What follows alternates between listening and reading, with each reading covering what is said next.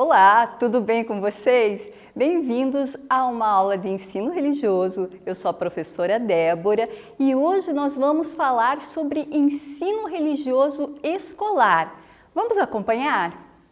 Então, olha só, o objetivo da nossa aula de hoje é compreender as diferenças entre as aulas de ensino religioso escolar e as aulas de religião.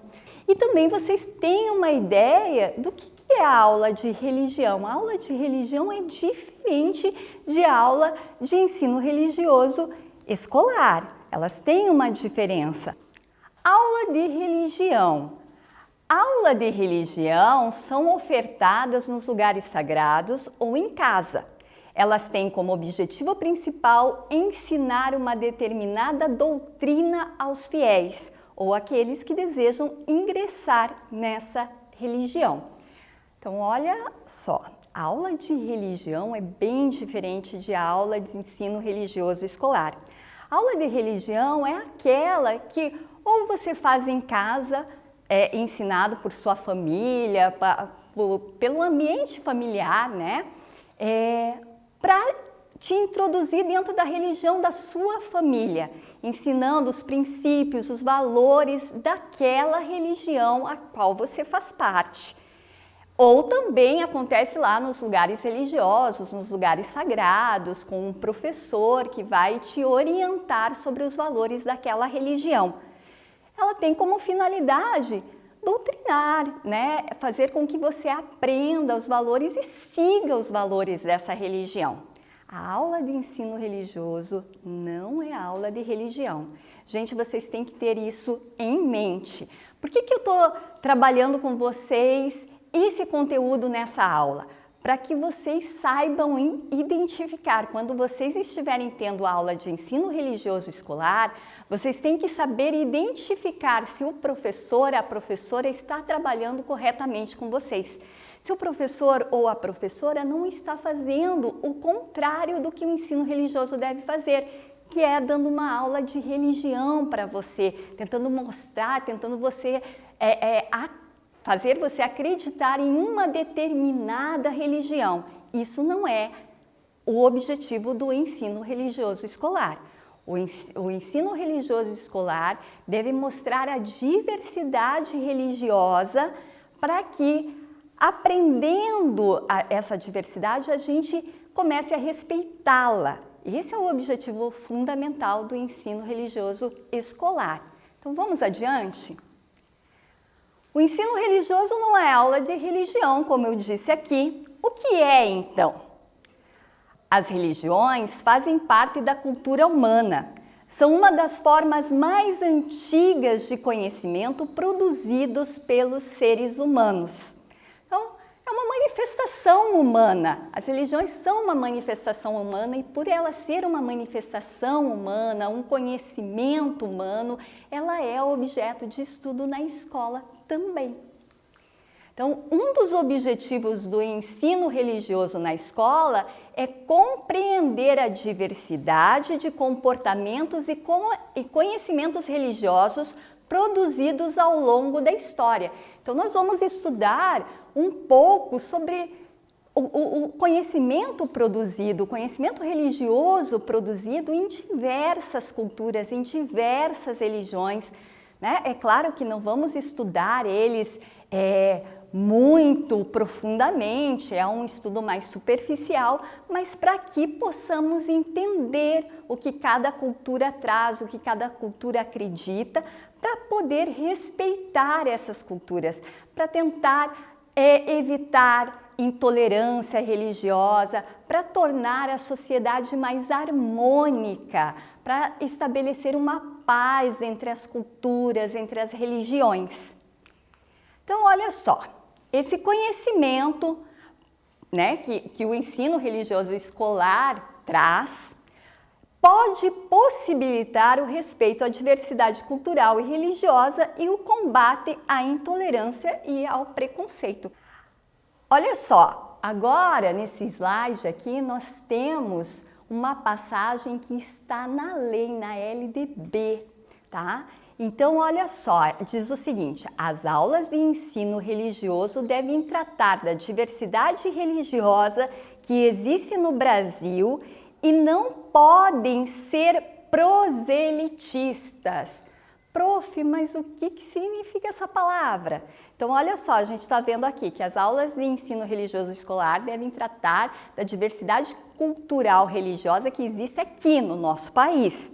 E elas não podem ser proselitistas. Então, vamos ver o que significa essa palavra.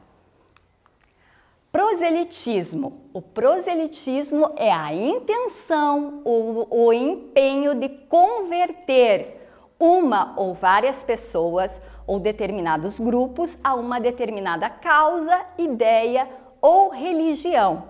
Então, proselitismo é a doutrinação religiosa. Então, as aulas de ensino religioso escolar não podem doutrinar o aluno, não podem tentar convencer o aluno a seguir uma determinada crença, uma determinada doutrina. Isso não é o papel do ensino religioso escolar. Está entendendo agora por que daquela questão lá do começo da aula? Está percebendo qual é a importância de se estudar o ensino religioso escolar? Conhecer a diversidade, respeitar a diversidade, entender o que o outro colega crê e respeitar a sua crença, respeitar o seu espaço de crença. E fazer com que os outros também respeitem o seu espaço de crença. O ensino religioso escolar trabalha com as religiões, mas trabalha também com as pessoas que não creem, que não têm uma religião ou que não creem em algo divino, em algo que transcende. O que é algo que transcende? É algo que vai além da natureza, que é extraordinário. Então, o ensino religioso é o espaço, na escola, a aula de ensino religioso é o espaço na escola para que a gente defenda várias possibilidades de crença e até mesmo a não crença. Vamos seguir adiante? Então, vimos que as aulas de ensino religioso devem tratar da diversidade religiosa que existe no Brasil. Mas como isso é possível se existem inúmeras religiões em nosso país? Como é possível trabalhar a diversidade religiosa ou trabalhar todas as religiões em uma aula de ensino religioso? Lembrando que nós temos uma aula de ensino religioso semanal, então como isso seria possível? É impossível, não é? É impossível trabalhar todas as religiões. No Brasil existem inúmeras religiões, incontáveis religiões diferentes, então seria inviável trabalhar todas elas em sala de aula. Por isso a gente criou um recurso para minimizar esse problema. Vamos ver que recurso é esse? Como seria inviável estudarmos todas as religiões presentes no Brasil, foi estabelecida uma divisão por matrizes religiosas, matrizes que compõem a religiosidade do povo brasileiro. Foram divididas as religiões, que compõem a religiosidade aqui do povo brasileiro, as crenças do povo brasileiro, elas foram divididas em 4 matrizes. Para a gente visualizar melhor, vamos entender as matrizes como caixinhas. Então, foi estabelecida 4 caixinhas que compõem, dentro delas, tem algumas religiões que são semelhantes, que apresentam aspectos semelhantes. Então, quando o professor tira de dentro daquela caixinha uma das religiões, ele está contemplando, de certa forma, todas as religiões dentro dessa caixinha que apresentam aspectos semelhantes. Então, nós vamos ver que caixinhas são essas e como isso funciona. Vamos comigo? Então, a primeira matriz religiosa do Brasil é indígena. Então, essa primeira caixinha, essa primeira matriz aqui é a matriz indígena. Pois os primeiros povos a habitar essa terra foram os indígenas.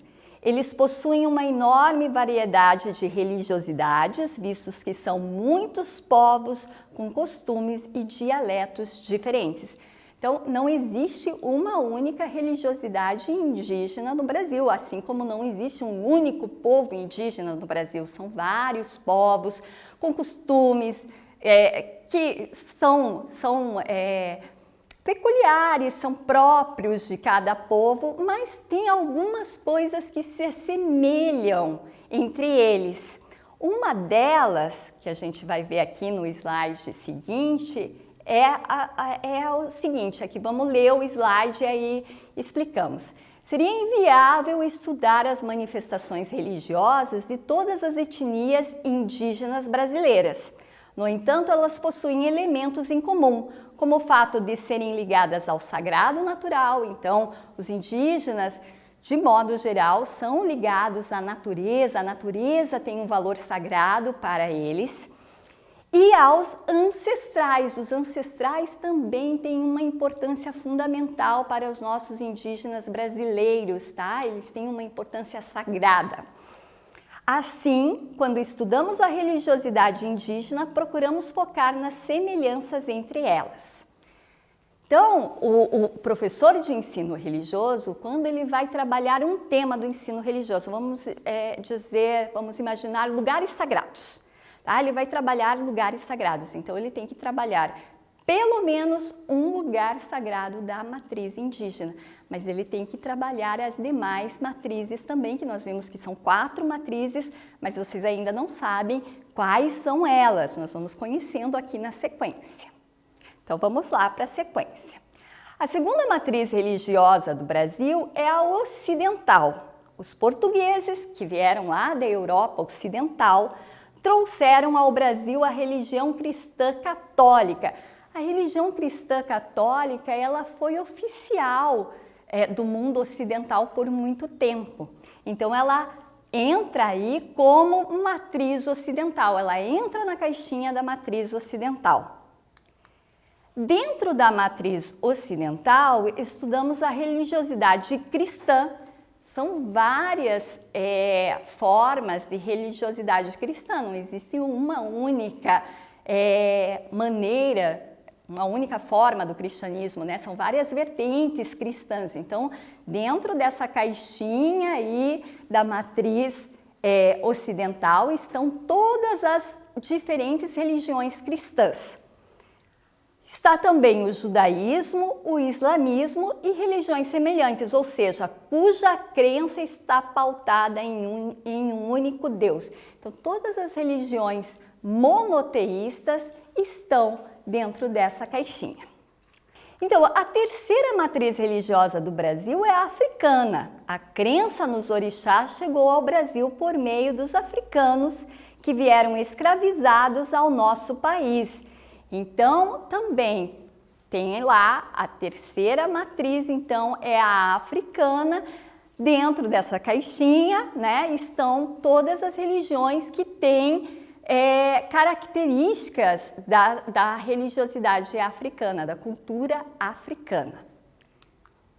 O candomblé e a umbanda são as religiões de matriz africana que mais se destacaram no Brasil. O candomblé gira em torno do culto aos orixás e a umbanda aglutina elementos do xamanismo, que são elementos indígenas, né, do cristianismo, candomblé e espiritismo. Mas existem outras religiões também que têm essa origem aí africana que estão nessa matriz. A quarta matriz religiosa, e portanto a última, é a matriz oriental. Veio para cá no processo de imigração. Existem muitas religiões orientais no Brasil, a mais conhecida é o budismo, com certeza você já ouviu falar sobre ele. Além do budismo, encontramos no Brasil os Hare Krishnas, Seishonoye, messiânica, além de muitas filosofias de vida orientais, como taoísmo, confucionismo, shintoísmo. Então vamos retomar o que nós aprendemos na aula de hoje. Na aula de hoje nós vimos a diferença entre ensino religioso escolar e aula de religião. Vimos que o ensino religioso escolar trabalha a diversidade cultural religiosa brasileira. Vimos que é inviável trabalhar todas as religiões que compõem a religiosidade do povo brasileiro. Então, dividimos em matrizes as religiões, né? Cada matriz tem várias religiões ali com aspectos semelhantes que devem ser trabalhadas. Eu espero que essa aula tenha sido esclarecedora, agradeço a presença de vocês e até breve.